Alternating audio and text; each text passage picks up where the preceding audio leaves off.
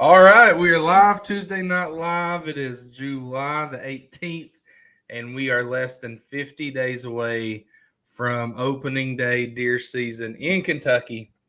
September 2nd is when that starts, and I know that it can't get here fast enough. With us tonight, we have Mike and John Allen with us from Eastern Outdoors and from a public land hunter. I met at a tethered saddle hunting event, Big Buck Killer. Dane Driscoll is with us. And you know, when I make a post on Facebook, I can't type Big Buck Killer. It'll get maybe flagged, but I can say it on here. So that's exactly right. And Dane, if anyone saw your picture over the last few days that I posted, they will know what I'm talking about. So thank you guys for being here. Let's. I'm going to give a few seconds here. Usually my brother is on here to kind of help us get this going, and I'm going to send him a text. He's been out of commission today, so someone in our Facebook group says, "What's up?" If you're watching from our Facebook group, Kentucky Outdoors, then it will not show your name. So let us know who you are. If you're watching from our page, then we can see your comments. So let us know where you're watching from. And we're here to talk some public land. We're here to talk saddle hunting. We're here to talk 197-inch buck that Dane killed last year at Fort Knox. And then we'll talk about, if you want to hunt Fort Knox, Fort Campbell, I guess any military bases in the Southeast, what does that look like? So Scott Butler says, okay, now Scott was the one in the Facebook group. Scott, glad you're here. Scott posted a video today. I think he was making fun of me. It was a Family Guy video where the deer beats up the hunter. And then the deer calls the hunter a really bad name, Scott. I wasn't very nice. So, Dane, tell us, when I posted that picture, someone said, oh, he looks like a military guy. No wonder he must work there or something like that. So tell us, I know you're not. Tell us a little bit about what you do and a little bit about yourself. I'm a firefighter. Been a firefighter for 17 years. Lieutenant for the last 6 years. But I have hunted Fort Knox for going on 20 years now. So I've got a lot of experience on post. I used to be an area guide way back in long ago, before kids and jobs and all the things kept me from doing that any longer. But I do have, I won't say extensive knowledge of the post, but I've spent a lot of time on it. How about that? It's somewhere in the 115,000 acre range. So there's not a whole lot of people that know all of it, but I know a little bit of it. Yeah, that's one thing I want to talk about because, we had some comments like, oh, you're going, why are you trying to expose Fort Knox to more hunters and this and that? I'm like, well, one, it's over 100,000 acres. You got to pay to hunt there, right? No, you can't just show up. It's regulated. It's just different. It's not, it's not your average WMA where, if you'd killed that buck at, I don't know, Simon Kenton WMA, which is up there near Mike, we would never say that because it's like 500 acres or something, Yeah. So, but go ahead. I've heard it all, and I've had guys call and tell me, man, I can't believe you. I mean, and it even says the county. I'm like, do you realize there's like 40,000 acres in Bullitt County of Fort Knox? Yeah. Like, I'm not worried. Like, plus, if what are they going to do? Go try to hunt that deer again? I'm like, it's not like it's a 3,000 acre WMA that's going to get overrun. It's just not that. There's safe zones on Fort Knox where deer can get big that people can't hunt. So, I mean, deer are always going to be big there, and they're going to move out of those areas and areas you can hunt. Yeah. And like you said, I mean, it's one of those things where there's regulations, and there's tight enough regulations where if you have a felony, you're not able to hunt that property, right? So that's, it's kind of weird. Dane, you probably remember this when they went to where they didn't allow anybody with a felony to come in on the base for those hunts. Believe it or not, that actually, I don't know if you noticed this. I noticed this because my family hunts it every year. There was a lot less hunters that showed up. I know that sounds kind of like unfortunate, they but weeded out the criminals. There was a lot less hunters when that happened. Did you see that too? Every step they put in, it weeds out hunters. I mean, when they introduced you got to register firearms, I'm not doing that. Well, then you're not going to hunt at Fort Knox. It's a privilege. It's not a right. And but yeah, every little. I mean, it doesn't have to be anything major. If it's minute, that still cuts numbers. I mean, It's a deterrent. It just It does. really is. And Yeah. and we'll get into this later, but I mean, some of the things we're going to talk about, the steps to get into Fort Knox, and how do I get started. There's a lot of stuff you got to do if you've never done it before. Specifically, there's a lot of steps in the process of getting prepared and making sure you have the right information to get started. And we'll get more into that later. But I'm just curious, what are the areas that you got it from? Maybe I ended up in your area at some point. I'm not going to put that out there. Gotcha. We'll talk later. It was killed Mike, on the you're north getting side. specific now. I mean, I'm just curious. I'm just curious because I saw a lot of when they had area guides. I met a lot of guides, and it was a lot of fun. I actually enjoyed. It's kind of hard for the guides to man all that now, but specifically with how they've gone about. Yeah. But that's after the show conversation. Yeah, absolutely. Because I'm just curious if I ever met you before. Yeah, I think I think I first bought a tag there and did the process of, I don't know if it's a background check or whatever they do. I can't remember now. I think it was like 3 or 4 years ago I did that. And again, I've never hunted. I buy one every year. And since then, I've never hunted there. I was surprised how cheap it is. Yeah.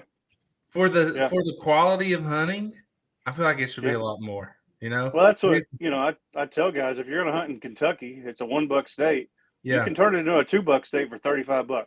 Yep. Yeah. Why not? That's crazy. And you spend another one, you get 3 if you go to Campbell, which is a very overlooked base. It's farther out there. It's shared with Tennessee, but which I will say the biggest deer killed at Campbell was hit by a car, I believe. Yeah. Yeah, there's been some massive deer hit. Yeah. But those deer have also been in areas where you can hunt. Yeah. I remember that big one killed in Velvet, 2 or 3 years ago, probably. Yep. Yeah. I want to say it was like a 217 or something. That could be totally wrong, but it was I'm pretty sure it was over 2. I think so, yeah. Yeah. Someone says, ask him if he knows Tom Whitehall. That's my grandpa. I've seen many big deer at Fort Knox. Most of them have been missed by my dad. Have been missed by his dad. So there you go. I've heard of that name, but I don't know him personally. Now, last year I talked to a guy out there that him and his dad are like, I think his dad is actually known as like the Fort Knox legend. And now the name, Dane. Who's the father son that hunt out there? That's Ammons. Yeah, Ammons. There you go. I talked to him last year about the deer that he killed. It wasn't at Knox. He killed a big deer last year. And they're kind of known as like the Fort Knox family. I don't know. But apparently the dad has been killing deer out there for a very long time. They have killed some very nice deer. That is true. And going back to people saying, for the folks that said, hey, why are you showing this big deer killed at Fort Knox? Now it's going to be overrun by hunters and this and that. Fort Knox literally posts pictures on their Facebook page of giant deer all season long. Yep. Every year. It's the worst kept secret in Kentucky. Well, it's there for everyone to go get, but the problem is it's hard to go get it. And that's the problem. Is there's no corn piles, there's not supposed to be, and so it's real hunting, and not that I'm against any of that. I've hunted over a corn pile, not in a long time, but I've done it. There's nothing wrong with it, but it's different hunting when you're out there, figuring out what the deer are doing every day. Yeah, and it's hard. It takes experience. Oh, for sure. Hey guys, if you're watching here, let us know where you're watching from. We're talking public land hunting, talking Dane's big buck he killed last year, talking Fort Knox, how to prepare for hunting at Fort Knox. What do you need to do to make sure you can do that? And so just let us know in the comments. Jimmy Carroll says, hello, Jimmy. We appreciate you being here, buddy. And then someone says, John, check your messenger. So let's see. I heard my phone going off there. Nathan Russell. Hold on here. I'm going to share this. Apparently this buck, it was traveling. This is like a few years old. This is a buck that Nathan had or someone had traveling from Fort Knox onto a lease that was nearby. If I could share it here.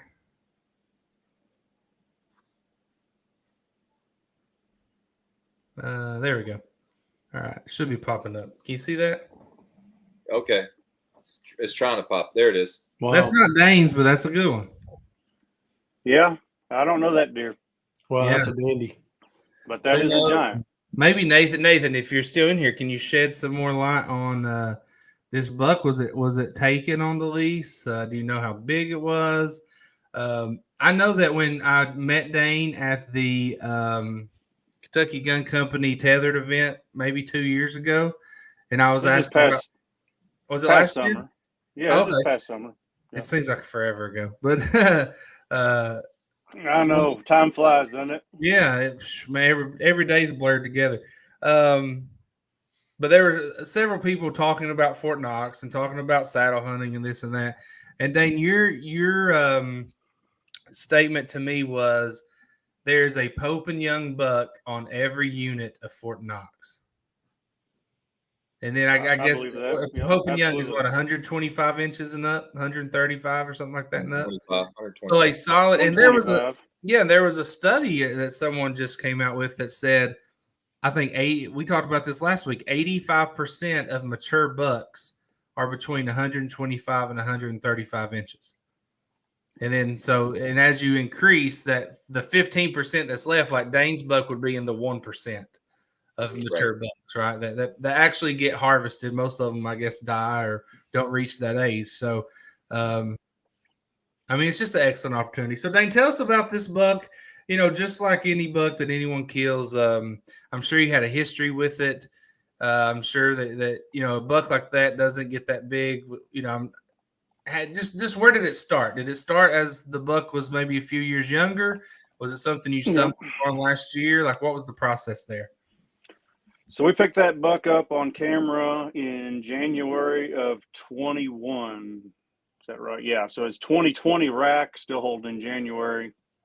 Season was almost over if it wasn't already over. I'd have to look at the date on it. But Fort Knox doesn't go as late as the state does. It's just the first week of January. So I think it was already out. But we picked it up. It looked like 160-year-old or 160-inch. Yeah. Body looked like a 3-year-old. But, you know, how often do you see a 160-inch 3-year-old on public land?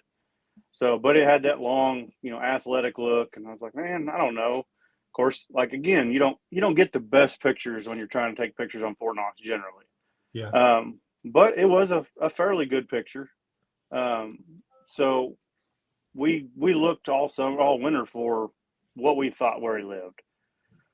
Couldn't find anything. I mean, literally, we didn't find anything that said this is where this deer lives. But we were in the general vicinity of where that picture was taken. I really didn't even hunt it the next year. Because I don't like hunting deer where I don't have a clue where they're at. Because especially in the middle of the night, you get a picture in the middle of the night, that deer could be anywhere. So we hunted another deer the next year. So 21 hunted another deer. The winter of 21, we never heard about that deer being killed or anything about it. And I said, man, we got a few pictures in the season. And you would have heard if that deer had been checked in. Absolutely. And every deer is checked in, right? Every deer at Knox is checked in? Not anymore. Only time deer checked in at Knox now are the first 2 quota weekends. Oh, wow. Okay. So yeah, it used to be when I started. All right. Yeah, every deer was checked in years ago. I mean, every deer. Yeah. And then it went to the first 3 quota week, or no, it was the last bow weekend before quota weekend and the first 2 gun weekends. And now it's only the first 2 quota gun weekends. Gotcha. So, but that deer the year before I killed it in 21 was about a 170.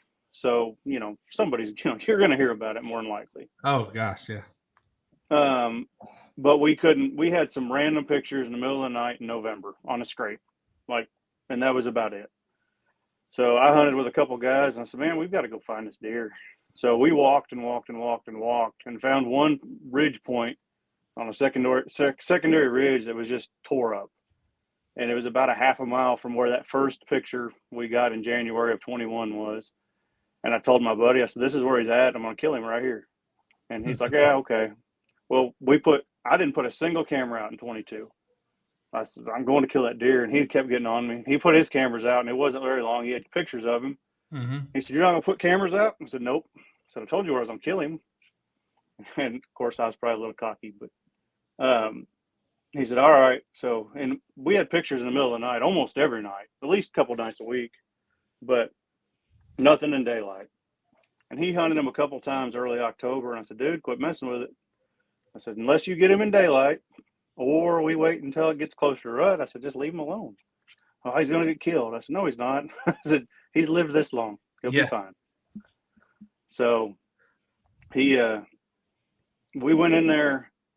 I went in there by myself with a cameraman. He couldn't hunt the Friday night. It was October 21st. We had that little cold spell. Mm-hmm.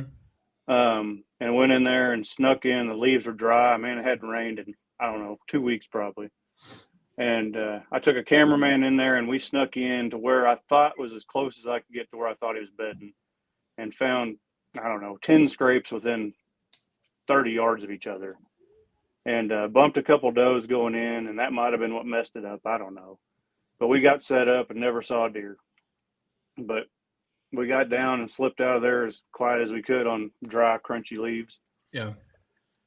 And I went home and I thought, man, I know that deer's there. He's got to be there.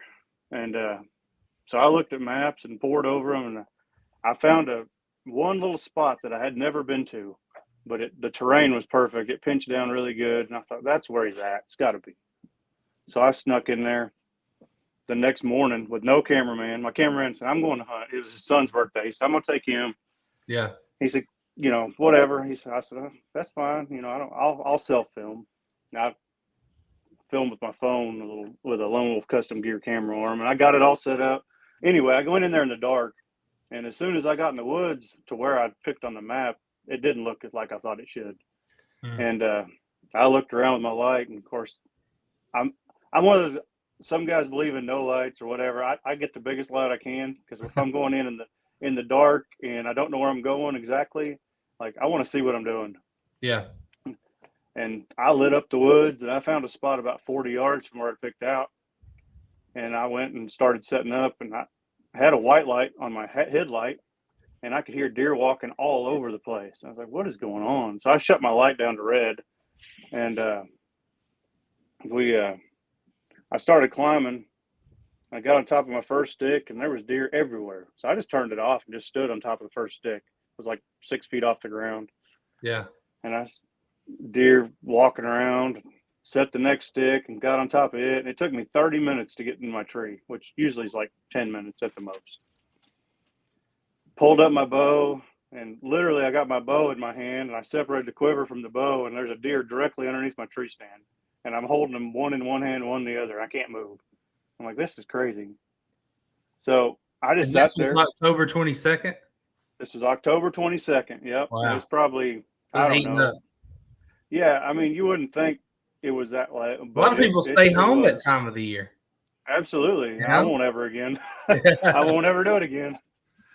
But, yeah, and so I finally got everything situated, got my camera arm on the tree, got everything done. And I'm sitting there, and daylight comes, and all the deer are gone. I was like, well, I guess it was in a good spot for a minute. Yeah. But 8 o'clock rolls around, or a couple minutes till, I don't know, something like that. And I hear deer running, and I hear grunting. And I stood up and grabbed my bow, and I looked down, and that doe that was getting chased was probably 15 yards. And all of a sudden I heard a buck roar, and I'd never heard anything like it in my life. Almost fell out of the tree. I mean, it was 10 seconds just, I mean, it was crazy. And if I had anything on camera, I wish I had my phone in my hand, of course, because that's what else do you do when you're hunting? Yeah. There's no deer around. So I didn't get it on camera, even though I have a camera arm and all the nice things, but whatever. But I went ahead and drew my bow. And as soon as I heard him roar, he was probably at 40 yards, but I couldn't see him. It was super thick. So I drew. That doe either got scared of him or saw me move or something, and she started to jog off to my right, and he swung in behind her, and that's when I saw him for the first time ever in daylight. Like, no camera pictures in daylight, no visual sightings in daylight, nothing until that day. I saw him. He was going to my right. I swung my bow in front of him to where he was going, and he stopped in a hole, and I squeezed the trigger and smoked him. Now you are a firefighter. So you've been in some sticky situations, no doubt, in your career that makes your heart race, right? Yeah. What was your reaction when you saw him for the first time in daylight? Or in person? I had a mission. I've messed up. God, I've messed up so many deer. It's my wall would look very nice if I could shoot deer well. Like I've at least a handful of deer that I've messed up on, either missed or made a bad shot on or whatever. And I think it happened so fast, and I was so, I don't know, I was on autopilot, I guess, but I never got nervous. Never got nervous. Nice. But I've not that I haven't before, trust me. But I was there expecting to kill that deer. I mean, honestly, I was there expecting. It wasn't like it just happened. Where'd you hit him? So it all came together. I hit him a little bit high, just right behind the shoulder, but I was about 23 feet in a tree and he was below me. So it actually went in right behind the shoulder a little high and came out his gut. So it cleaned out both lungs, caught the piece of the heart, and come out the liver. He was dead in 50 yards. I mean, I didn't see him fall. I heard the noise stop, and I, of course, I knew when I shot him, I smoked him. Lighted Knox. And I watched it disappear in his shoulder, but I was like, of course, you sit there and you're like, man, I hope I killed him. I hope I made a good shot. And, of course, called all my buddies, and they're like, just sit there. We want to come and help and all this. And I was like, okay. Yeah. Well, 2.5 hours of sitting in a tree while he's laying on the ground 50 yards from me. But I've messed up enough deer and not found enough deer that I wasn't in any hurry to go find out if I messed up or not. Not on that one. No. And I honestly didn't know. We thought he was about a 180. We didn't know. I mean, not that I'd ever not shoot a 180, but didn't know it was what it was until we walked up to it. And I've got the video of the recovery, and I actually said that's a 200-inch deer. And it wasn't quite that, but it was almost close enough. You round up. Kyle Sims says, John, I bet Dane has been shooting his bow. Kyle's saying that because he keeps inviting me to go to the archery range here in town and shoot our bows, but I'm gone every time he invites me. Is everyone shooting their bows already? Am I the only one that's procrastinating?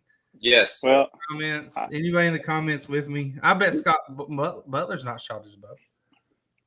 I switched to the longbow this year, so I have to shoot every day. Yeah, that takes us. Yeah. And I'm still not as good as I want to be, but yeah, I shoot. It's been an obsession.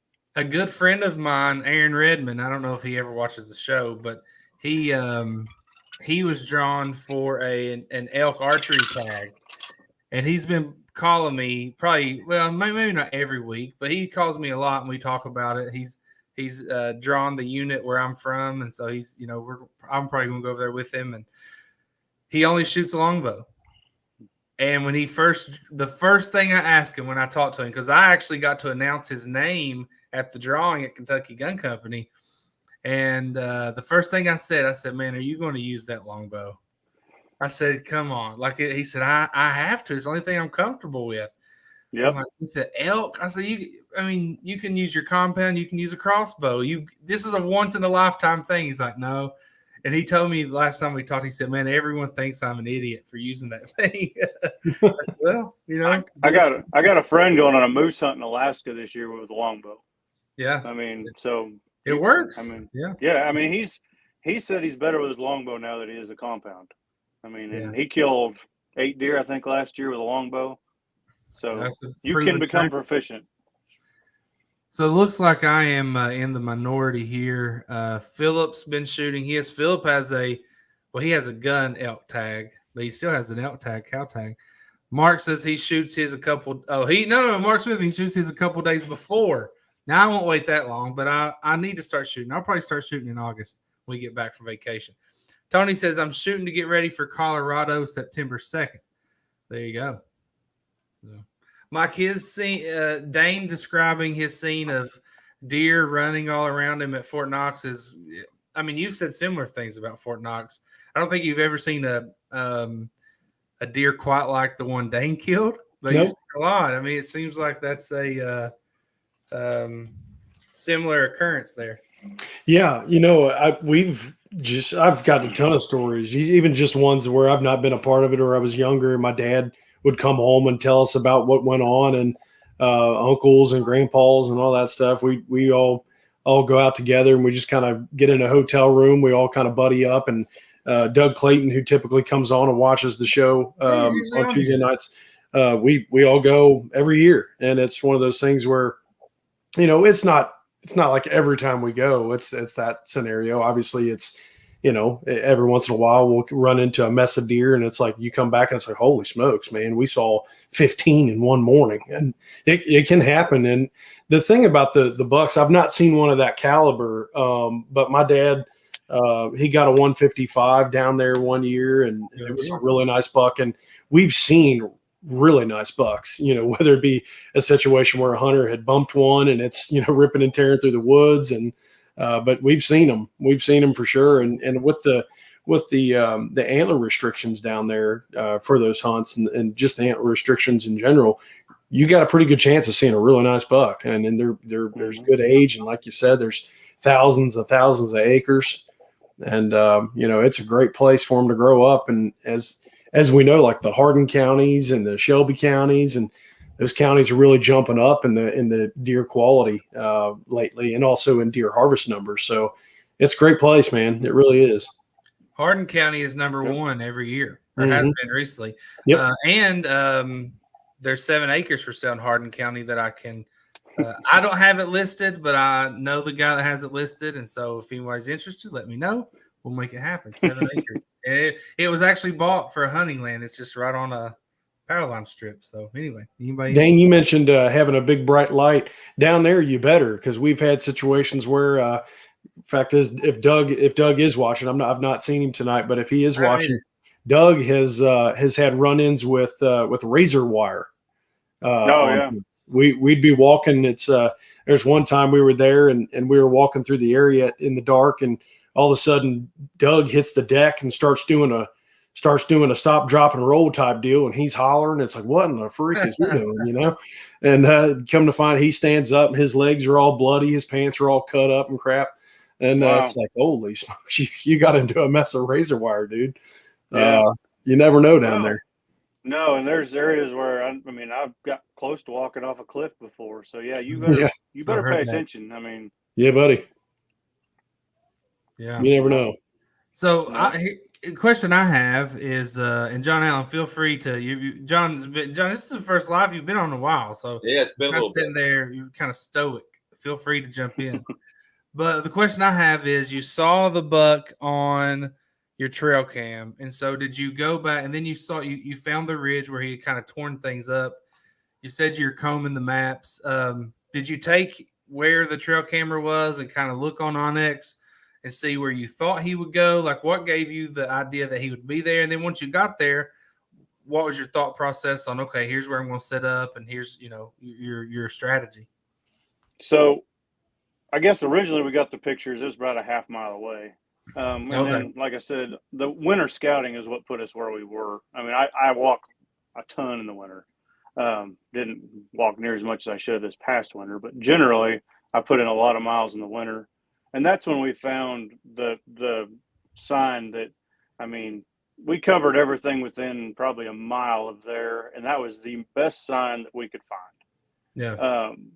And then my friend put in cameras that next year and got proof of life, I guess. Yeah. And the fact that is where he was hanging out most of the time.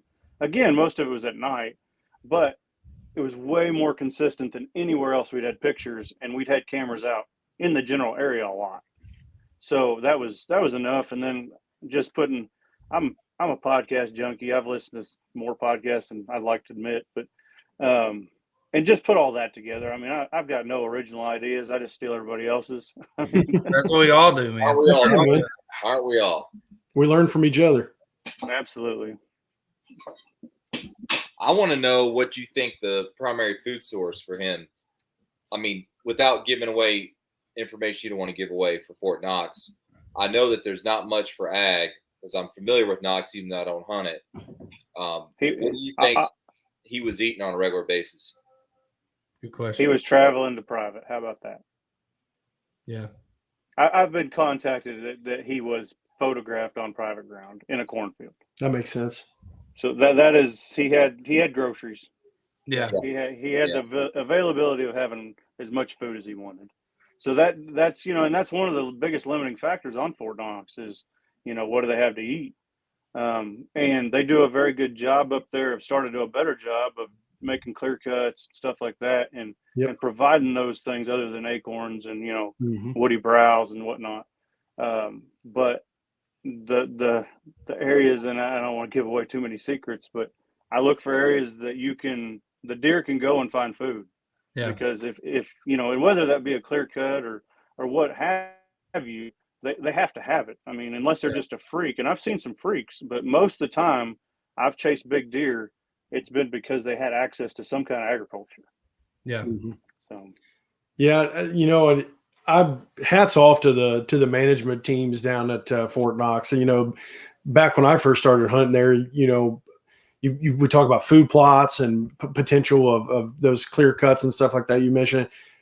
I have now seen food plots and quite a few of them in some of the different areas that I've been in within the last probably 5 years. So, I mean, the management team, the land management team down there at Fort Knox has really put in some hard work to put in some of those food plots and some of those ulterior, food other than the natural browse and acorns and things. So it's been neat to see. Honestly, it's been really cool to see all the different food plots that I've run across within the last several years, because it used to, you never saw any of that. Yeah. I wish I knew how many acres of food plots were planted, and I could find out. But there's way more food plots on Fort Knox than anybody'd ever think. Yep. And I'm not saying like every area has one, but generally every group of areas have at least one. Yep. And a lot of them are hidden, which, I mean, you don't want them to stick out. There is some right along the road, but the bad thing about those, you can't really hunt them, not legally. Yeah. It must be 100 yards off the road, so you don't want them to be where you can really see them. But they are there if you'll do your diligence and find them. Yeah. Now, I actually contacted not a biologist, I guess a land manager for Kentucky Fish and Wildlife yesterday, and he got back to me today on there's a WMA that I hunt where they do a great job of putting food plots in. And everybody wants food plots on their public land, but if they just put as many as we want, there'd be no deer left because we would kill all the deer. So, but we there's one that I hunt, and they mix it up every year on what they plant. So I just emailed him yesterday. He emailed me back this morning and kind of gave me a heads up on what they're doing, and told me if I had any questions, get back to him. Is Fort Knox, can you communicate with them like that, or is it more? I'm sure you can. I'm certain if you called, that they'd be glad to tell you what they're doing, and they're sure somebody will talk to you. They'd probably be glad to. Fort Knox food plots are great. They feed deer or whatever, but I think there's a much more benefit with the clear cuts, in my opinion, and not that they provide deer food and cover and everything else. I guess I look at food plots and I just think they're overhunted, So right. I steer clear of them most of the time, but and I'm not saying you can't kill deer on them, but that's what everybody wants to see. That's the candy. And on private ground, they're great because you can control the pressure on them. The problem with Fort Knox is, if you show up and you're like, I'm gonna hunt this food plot, well, you don't know that, John was there the night before and Mike was there the night before that. Yeah. That's the problem with the food plots. But they do feed the deer in the middle of the night, so they're nice to have, For sure. Right. Yeah. Especially, just for growth and nutrition and the deer getting what they want. So Dane, you and John Allen were talking before we got on, and John, you can answer this. There are different areas. So there are like training areas for the soldiers there. There's not containment areas. What's the word that you use? Cantonment areas. So, and then there's areas you can hunt. Like, can you break those down for us and kind of give us? Obviously, training areas, that's self-explanatory. So, John Allen, can you give us a brief? Yeah, sure. First thing, people got to realize every Army post, there's military training areas and there's Army posts. Navy and Air Force are going to say bases, but Armies are going to say posts. So if I say Army post, that means that's specific to Army. Gotcha. They all have their own unique ways of managing those areas. So there's not a single post that's going to be the same. Fort Campbell manages different from Fort Knox, has different rules. But generally, let me ask you this real quick: is iSportsman? Do they all use iSportsman? They all use iSportsman. Okay, Yep, gotcha. but they all have their own unique rules within iSportsman to that Okay. Army post or military training area. But generally speaking, you've got training areas that are not ranges. They're not active ranges. They don't have impact areas where rounds are landing, and those areas are open for hunting. Okay. Now, each post is different on their cantonment areas because, like, for example, Fort Campbell, they have bow-only areas inside what we would call garrison, the cantonment area, which is like inside the main gate where people live and there's buildings. So what does cantonment mean? It's just it's a legacy name for like an area that's contained inside where you would have. It's essentially the city. Yeah. It's the, if I'm not, I think that's right. It's you're the right. city. You're exactly right. And Fort Campbell has some really big deer in the cantonment area, and you can bow hunt some of it. So it's really nice. Knox does as well. Most of it is doe only unless you're active or unless you're military or DOD, in which you can draw a special tag to hunt those areas. Gotcha. So I'm not privy to those, but some other people. If you're military, you can get 3 extra bucks at Fort Knox. You can do an archery buck, a gun buck, and the cantonment buck. Cantonment, or what is it? Tier 3, maybe? Is that what they call it? Tier 3 or Tier 1? No, Tier 3 is what I am. So Tier 1 and 2 are eligible for a cantonment buck. They can put in for it, and there's different areas that they can harvest that, and it's in the cantonment area, just like he's talking about. So All right, go ahead, John. Sorry. Yeah, so that's basically it. Is you've got training areas that are not live ranges, where they do maneuver stuff. They walk around. They do land navigation. They train small unit tactics, et cetera, and these areas, since no one's shooting a gun, it's perfect, to go hunt wildlife. And when they're not using it for training, it's open for hunting. Fort Knox, huge area, used to be where they did the maneuver school for tanks. So they have these, big, huge amounts of acreage, and all that stuff's moved to Fort Benning in Georgia.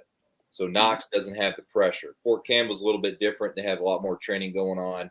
But not Fort Campbell has some different advantages because it's opened up for agriculture. So it's rented out. A lot of portions are rented out. So you have a ton of ag, which produces a food source. Yeah, on Fort Campbell. Now, didn't Campbell last year, or maybe they do it every year, like they shut down from like November 5th through December 1st or something like that? Prime rut. They shut down for 3 weeks in November. I was out there in the training areas when that happened. I was doing training out there. I had deer running through my area. I woke up, I opened up my tent one morning. I had an 8-point buck looking at me from like 15 feet away because everybody was training and pushing all these deer all around. So every post is unique. That's what people got to understand. It's not a one size fits all with different rules. Yeah. Maybe October 22nd. Maybe you should go on that day next year. If you could keep the 101st down there in November, that'd be great. They came up here the last 2 years. No, again, it's a military installation. I see guys like lose their mind because they can't hunt, and I'm like, it's military training. Like that's why it's here. Like, it's not here for you to hunt. And it's frustrating. Don't get me wrong, but at the end of the day, like it's not your lease. Yeah. So if someone's never hunted there, let's start there. We got about 19 minutes left. If someone's never hunted Fort Knox, they want to hunt it for the first time. What's their first step? Mike, we'll start with you. All three of you know what you're talking about. So, Mike, we'll start with you. What's the first thing they need to do? Just to be able to go to iSportsman's and sign up. Yeah. So, like iSportsman's, get that stuff kind of situated. One of the first things that I typically make sure I do, and I'm up to do so this year, is to get my private firearms permit. Okay, let's back up though. What's the first thing they got to do before that? Well, I mean, you sign up for your iSportsman's account, get all that situated. You can typically find that on the Fort Knox hunt website, hunt control website. I think they have a link there to where you can kind of get signed up. Go to iSportsman Fort Knox and sign up, and then you'll have to send an email on the homepage over the email link, and you'll have to get your ID verified. That's what I remember. There was something I had to do. I thought it was a background check, but so when you sign up, you got to do an ID verification. Some people told me it took forever. They were pretty fast. I just did it. I just did it the day before yesterday. They did it like the next day. Yeah. So it should be why like, did you have to redo it every so often? I don't remember how long it is, but mine came up the end of July. Mine expired, so I don't know. Yeah. I don't remember how long it's good for, but See, you just have to send them an email and say, "Hey, I need my ID verified," and they verify it and send it back to you. I guess they run a background check. I really don't know. Yeah. See, that's funny that you say that, and this is the difficult part about the Fort Knox hunting and stuff. There are some things where you have to do it every year. You got to make sure it's the base permit. That's something you got to stop. That's a little bit down the road. We won't get too far out of line of our order here, but those are things that you don't necessarily have to do every year, like the gun permit and things. So you have to keep it all organized, and you have to like write down your dates in a little book or something like that when it's up for due. So that's probably something I got to do again this year. I hadn't had to do that in the past, but I probably do. It'll be on your permit. So it'll say ID verification is good till X date. Gun verification is good till this date. Yep. And all that. To answer Josh Teeter's question there, no, you don't need your real ID yet. I think they pushed that out to like 2025 or something. I'm not sure. Something like that. It's like an updated driver's license, like the real ID. Yeah, it's the one you need to fly. Yeah. Yeah. I have mine. So, like Mike said, you're going to get on there, go to iSportsman's. You're going to get your ID verified. Now, Dane, let's say someone just wants to archery hunt. Yep. Now, what's the next steps for that? Once you get your ID verified, you get your gate pass to go on, you sign into an area on iSportsman, and you go hunt. Okay. That's it. Like, you don't have to go to hunt control. You don't have to get guns registered. You don't have to do anything. But you do have to know where you can hunt. You do have to know where you can hunt. What do I do there? All the maps are on iSportsman. So you go to iSportsman. Yeah, I don't remember exactly what they call it on there, but you can go there and you can see every day. It'll be like, let's say, September 2nd through September 9th. It will show you the units that are open for hunting. So it'll be like unit 71, 72, and it'll say you like hunting or archery or something by it. And then it'll show you the ones that are closed. That's area forecast. So every week on Wednesday, they'll put out on Tuesday. They're closed Tuesdays, right? So it's closed on Tuesdays. On Tuesdays, at some point in time, they'll put out an area forecast for the week, and that'll cover Wednesday to Monday. And then you can see what areas will be open for that week. And then the day before you want to go, you can reserve that spot. You'll have to get on iSportsman. I could lay it all out for you, exactly what time you can sign in and all that stuff. But you need to go on there and read the rules and everything to be up on it. So it'd be better for you to go read it. I'm going to share my screen here. So can you guys see the iSportsman's page? Yep. So if you're there, let's say you've already had your ID verified, you're ready to go hunt. You just go here to hunting areas, hunting area forecast, and then you'll see here it has July 19th through 24th. Now, I do have a question here. And Dane, I guess you're probably the best to answer this. So if you're looking, here's all the units. So these yellow that say scout, does that mean we can go there and start scouting now? Correct. I went last week and put trail cameras up. Nice. Those areas that are open for scouting, you can sign in and go scout. Yep. Okay. So you don't even have to wait, guys. You can go ahead and get started, get familiar with it. You can get the tick bites as well. Make sure you spray permethrin. I've been out twice with I cameras. sprayed and still got ate up. Did you? So I've been out twice checking cameras. I have found ticks crawling on my legs, but I've not found any on me. So I probably got 10 bites, and I sprayed all of. It was awful. Oh man, I hate that. They're terrible. You should have seen old Mike there at we did a public land deer camp at Peabody last year. Yep. And him and my brother both. Neither of them sprayed their clothes before we went out to scout. It was the day before opening day, that Friday, and they both got back to camp. Mike literally, he put his hand. He'd taken his pants off. Right, he's sitting there in his underwear because he found the little turkey mites on him. Put his hand inside his jeans to pull out the leg, and when he pulled out his hand, they were covered. His entire hand and wrist and forearm were covered. Him and my brother were eaten up. Yep. I was not. I sprayed thoroughly. Did not have a tick or a turkey mite, but I laughed very hard. That's miserable. Yeah, it was pretty brutal. Get the old duct tape out and get them off. Yeah, you were. Yeah. You spent quite a while doing that too. I did. So anyway, so they can go to an area. I didn't even think about that. I'm going to go out there sometime in the next few weeks. I've got some cell cameras and this land that I'm hunting near my house. I can't find one place where I get good service. No. They just will not connect. So Fort Knox, I'm sure, has better than this. But anyway, so archery hunting is pretty simple there, right? Okay. Yep. But now, if you want to register a gun, like Mike said, John, you are a shotgun slug hunter of deer. I don't know. You're the only person I know that goes out every year with a slug in their shotgun ready to hunt deer. So tell us your approach to that. You got to register your gun, obviously, and then when you just tell us the whole process if you can. Yeah. So once again, every post is going to have some unique things. And I recommend, before I get into the specifics, I recommend kind of what Dane was saying.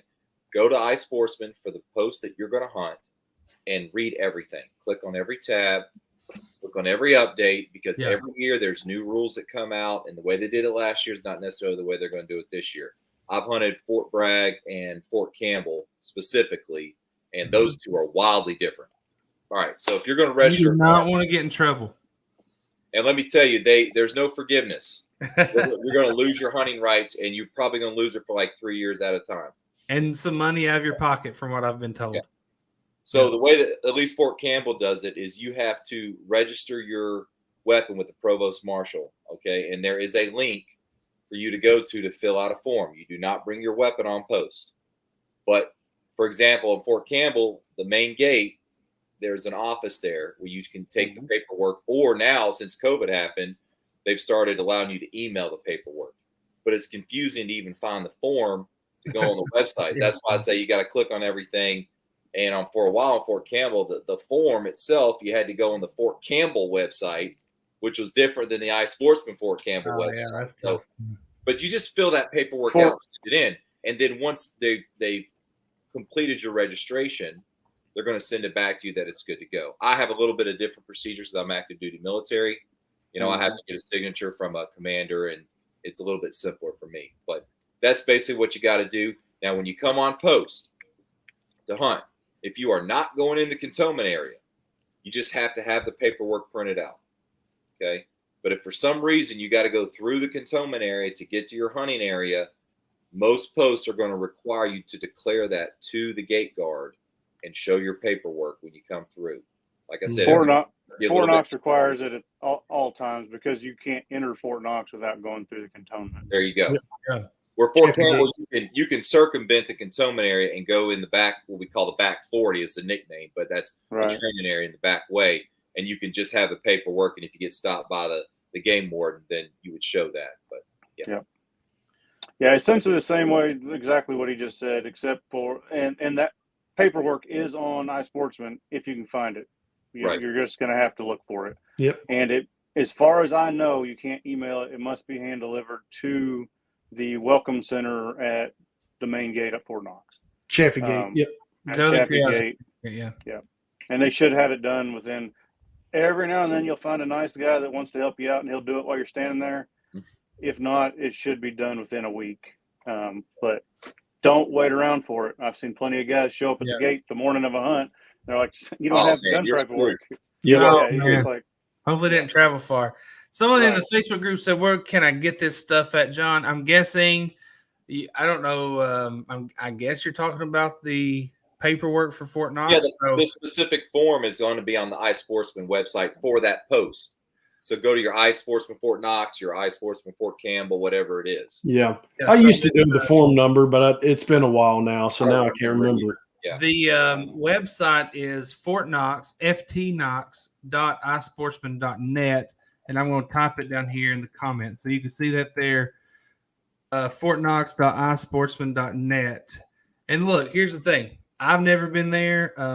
I've done everything that we've talked about here. I've not registered a gun, but you just have to, you just got to get on there and figure it out, kind of. You got to go through every tab. And then if you have questions, just shoot us a message, right? If we can't, if you shoot me a message, I don't know the question, I'll ask Dane or John or Mike. We'll figure it out. Or you can send hunt control message. Their email's on there, and they are more than happy to help you out. They're not trying to get you in trouble. As a matter of fact, they're not law enforcement, but they will tell you what needs to be done.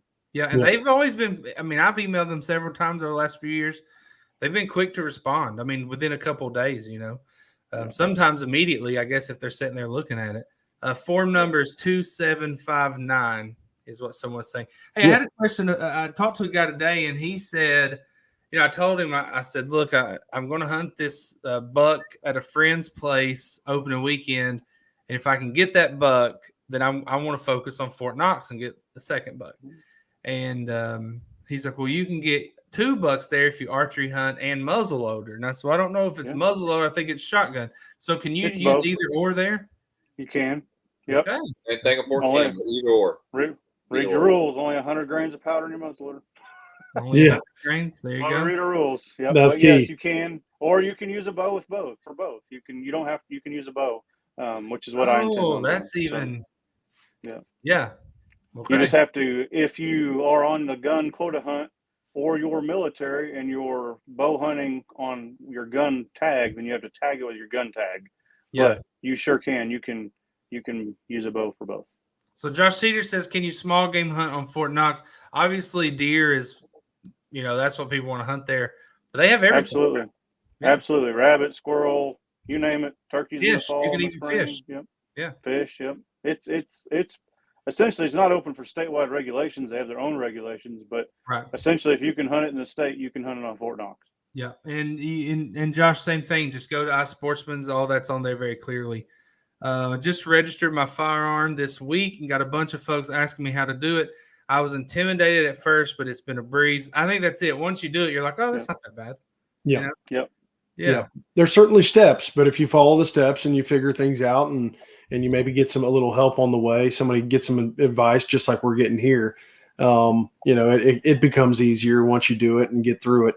I think like Dane said, the key at Fort Knox is you have to go, I'm in Northern Kentucky, so I've got to drive 2.5 hours down to the Chaffee Gate and turn that sucker in person. And hopefully if I'm able to do that and I catch everybody on a good day, they can process it for me and I can take it home. But, I have heard of instances where you go down, and if you're from Western Kentucky or Northern Kentucky or far Eastern Kentucky and you drive all the way in and you turn it in and you hope that they process it and they don't, that means you got to go home, schedule another time to come back 7 to 10 days later and see what you can do. That's the kicker there. If you might as well plan on, just so you're not disappointed. Yep. 2 trips. Yep. Just plan on it. I have done the same many times now. When they process it, you should just be thankful, because it doesn't happen often. But if you'll show up, and I probably shouldn't tell everybody this, but if you show up early in the morning, you have a better chance. Yeah. I'm with you. Yeah. I think, if you don't, I live about an hour and 20 minutes away, I guess. For me, if you're as close as I am or even closer, I guess within a couple hours, and you're dead set on hunting there, do everything you need to do. Take your gun registration, go put cameras out and go scout. Yeah, absolutely. And then come back in a couple weeks and get it and just make a trip of it. It doesn't have to be just drop off. I always said, if you're going to hunt gun, when you go out there to hunt archery, just drop it off the day you hunt archery. And if you're going to hunt, say, obviously most people aren't just going to hunt one day. You're going to put some time into it. Just every time you go back, check on it or get it back or whatnot. So this person said that they hunt Fort Knox every season. Seen some 150-inch and up last year. Congratulations, Dane, on the nice book. Dane, you'll have to back me up on this, but Greg said just mail the paperwork to them. That is no longer accepted at Fort Knox. Am I right about that? I don't think so. You can read on it, and maybe I'm wrong, but as far as I know, you have to hand deliver it. I think you might be able to send it to them, but you have to go pick it up. I know. Okay. I thought you could email. Read on it. Make sure, because I don't want to speak out of line. I'm not positive. See, that's the funny thing is those are the type of things that they change often, and it's just like you can't. I think you're right. You're for sure right about they don't mail it back. I don't think they mail it back. You have to pick it up, but I think they may be correct about sending it to them, mailing it to them. There was a time where you could put a self-addressed stamped envelope in there and they'd send it back to you if you did that. Yeah. I don't think those days exist anymore, but just read on there. It lays it out there pretty clear. Yeah. That was like Christmas, back in the day when you were kind of like, all right, it's kind of like this time I should be seeing this in the mail, and all of a sudden you'd get that big packet in the mail, and you'd open it up and it'd be like, what area did I get? And you'd open it up and there's the area. It's like, oh shoot, I got, or yes, yeah, right. Oh, for sure, yeah, for sure. Josh Teeter said that he mailed it last year and went and picked it up and took it to hunt control. So. But I mean, even if you did, just be sure to check that. Yeah. When in doubt, look on there. I mean, all the regulations, and they change. I talked to one of the guys that works up there, and they've changed a few things this year. It wasn't tremendous. They kept all the season dates the same, as far as I know. Essentially, it's the same, but they can change stuff every year. Like, just you need to get on there every year and look, make sure nothing's changed. Yeah. Don't forget to put your sheet in your windshield. That's the biggest thing people get violated for is not putting their sheet in their windshield. So I always make double copies of everything. I don't know if that's something that you get in the habit of doing. I take, if I'm going out, if I'm actually hunting, I've got everything in a Ziploc bag. I've got a copy in the truck. You've got it in the window. I've got a copy on my phone. Got everything. Yeah. I've got multiple copies just in case. Yep. Jonathan Gabbard said, "Don't be digging ginseng in there." Nope, can't dig ginseng. Nope. I've heard some stories. I think the best motto, this is kind of my approach, is if you're in doubt, don't do it. Yep. Because I've heard some stories of people. One guy told me a story about him helping a friend recover a deer in like a training area, I guess. They had talked to somebody that worked there and said, sure, go do it. But then they got in trouble and they were suspended and they were fined. You're going into off limits. Do not go into off limits. But before you go, call a game warden and they will accompany you if they let you go. Yeah. But that's the big thing. You've got to, it's easy. Call the game warden. Say, hey, I had a deer going here. And they'll say, well, you're out of luck. Or they'll come and say, hey, let's go find it. PK says people are still dumb in Fort Knox. Look, if you're dealing with a bunch of hunters, you're going to have some stupid people. Yeah. I mean, let's just be honest. You are. Hey, PK also said up here, and I forgot to mention it. Nathan Russell, I did show that deer. Nathan said he thought that deer that he sent was probably a 200 incher. He might have a good case there for a 200 incher. So pretty close anyway. Sure. Oh, here we go. PK says Venza Maps. Download Venza Maps. So you can get a Fort Knox Maps on Venza, and it'll show you all the boundaries and everything. Okay, so I use that and Onyx. Okay. I use them both. I use that for boundaries and Onyx for able to put pins and everything else that I like. Yep. Gotcha. Okay. Gotcha. So is the Venza app just like Onyx? Like you can track it is, but it's free. And you know where you are? Okay, yeah, absolutely. Yep. Gotcha. Cool. All right. Man, I feel like we've anyone that's wanting to hunt Fort Knox, just listening to Dane's story and Mike talk about it and John talk about Fort Campbell, it's another post. If you were on the fence, I'm sure this was a decision maker for you to go this year.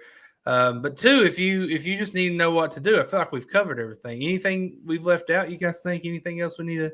Well, I just want to say one thing on every post is different. On Fort Campbell, you cannot put out trail cameras. Oh. So if you are coming down here for a hunt, and that's a tactic that most people use. Yeah. And like when you're trying to pinpoint a big buck, that's probably one of the best tactics unless you have access to the area regularly. Guys might be disappointed. So make sure you check your area on what's legal for that. I'm not going to say people don't put out trail cameras on Fort Campbell. I'm sure it still happens, but they're technically not allowed to. You can get in trouble when you do it. You can scout. Like, for example, Fort Campbell, there's times you can go out and scout, sign in and find the game and find where you want to hunt. But just make sure you find out for your specific post, man, because you don't want to get hemmed up or something. No. Now, Dane mentioned filming, and I've heard you're not allowed to film on Fort Campbell. That's correct. Because my brother was going to film there. You can't film at all? Film, and he said, as far as I know, as long as you're not like using it for monetary gain, you can. Now, this is Fort Knox. Again, I don't want to speak for Fort Campbell. Yeah, it's different from Fort Campbell. Yeah. Okay. Gotcha. Yeah. The biggest thing is if you're going to film, don't put on there where you're at. Like, there's nothing that says this is a Fort Knox. So that's always been my thing. Like, well, I'm not filming the gold vault as I'm coming in, so right. Like, but I've been told as long as you don't advertise where it's at or show anything marking it where you're at, then you're probably never going to have a trouble with it. Yeah. But the biggest thing is if you're doing it for monetary gain, because they have had a couple shows come in and film, but they have to jump through all the hoops to get filming licenses. Okay. Gotcha. Which I don't think is super easy. Doug Clayton is here. Finally, Mike. He's tuned in. He said, Mike, Uncle Don, that's Mike's Uncle Don, who is a stone cold deer killer. How many deer did he kill last year, Mike? 12? It was 11 or 12, but he's retired now. So 2 that's years all in a row, though. He's double digits 2 years in a row. Yeah. Uncle Don mailed his in, and it's ready. And Doug is mailing his tomorrow, and then they're going to go get them. So there you go. So you can mail them in this year, apparently. There we go. Greg Abner says no filming in Campbell. All right. And then PK says not for audits. I thought it said adults, but not for audits. Let's see. Josh says when you fill out your tag, the top line is either sex. And if you fill it out first with a doe, that's your buck tag. Oh, so if you mess up how you fill out your tag, it can count as your buck tag. Am I getting that right? I guess you filled it out wrong. One is either sex and one is a buck and one is doe tag. But I don't know. Gotcha. Okay. I guess you could mess it up. Make sure you fill it out properly. There you go.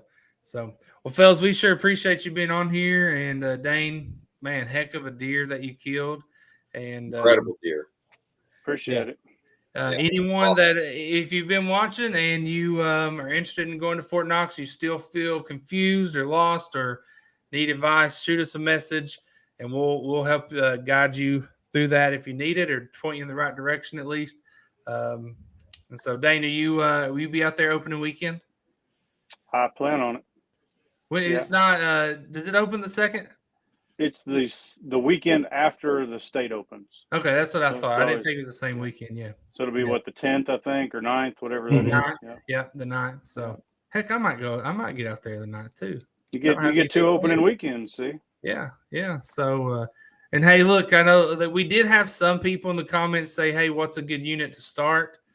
We would never, despite what some people may think, we would never list units that we, where we've killed deer. Throw a dart at the map. Yeah, or try to do that. But if you just do a quick Facebook search, I promise you can find someone that will help you out, help get you started. Because that, people hunt there all the time. So anyway, we appreciate you guys. Dane, thanks for coming on. Mike and John, we'll be back here next Tuesday talking about, I don't know. I don't have anything planned. Oh, I'll tell you what I'm trying to get planned for next Tuesday is the deer study that Pennsylvania did. It was a 10-year study where they studied like hundreds of bucks, and they had some myth busters in there, I guess. Dane, you're talking about deer moving at night and people using the term nocturnal, but they found that a lot of bucks move from between 10 and 2 when people quit hunting, There's no such thing as a nocturnal buck. So one interesting thing they found was that deer movement tremendously decreased the day before season come in. It's like their biological clock knew when season started, which I think is very strange, but it significantly decreased. So I'm trying to we've been playing phone tag, me and this guy from Pennsylvania, but we're going to try to have him on to kind of bust some myths about deer movement, deer behavior. So that should be fun. So check us out next week. But anyway, have a good weekend. We appreciate everybody for watching, and we'll see you next week. Thanks, Dane. Thanks. Appreciate you.